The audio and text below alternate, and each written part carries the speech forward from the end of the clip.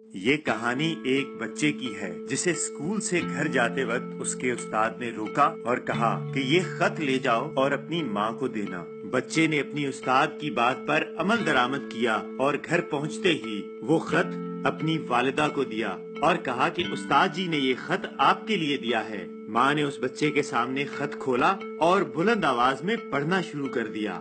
خط کا متن کچھ یہ تھا: آپ کا بیٹا انتہائی ذہین ہے، ہمارے پاس ایسے استاد نہیں جو آپ کے بیٹے کو پڑھا سکے، آپ اس کی تعلیم کا خود بندوبست کریں۔ بچے نے جب یہ سب کچھ سنا تو وقتی طور پر پریشان ہوا، مگر ماں نے اسے گلے لگایا اور سمجھایا کہ چونکہ تم بہت ہوشیار ہو اور پڑھائی میں بہت تیز ہو تو لہٰذا تمہارے لیے کسی اچھے استاد کا بندوبست کرنا پڑے گا۔ کچھ سال گزرنے کے بعد بچے کی ماں انتقال کر گئی۔ بچہ ایک دن گھر کی صفائی کر رہا تھا کہ اس کے ہتھے وہی خط چڑھ گیا۔ جب اس نے وہ خط دیکھا تو وہ حیران اور پریشان رہ گیا۔ اس خط کا متن بالکل بھی وہ نہیں تھا جو اسے اس کی ماں نے پڑھ کر سنایا تھا، بلکہ اس خط میں تو یہ لکھا تھا کہ آپ کا بیٹا دماغی طور پر بہت کمزور ہے، ہم دوسرے بچوں کے ساتھ اسے نہیں پڑھا سکتے اور ویسے بھی اسے سمجھ تو کچھ آنا نہیں، تو لہٰذا آپ اس کی پڑھائی کا بندوبست گھر پہ ہی کریں۔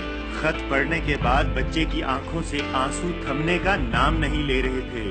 اس وقت وہ اپنی ماں کو بہت یاد کر رہا تھا اور اسے ملنا چاہتا تھا، مگر وہ اس دنیا سے جا چکی تھی۔ ایجادات کی دنیا میں نام پیدا کرنے والے اس بچے کا نام تھا تھامس ایڈیسن۔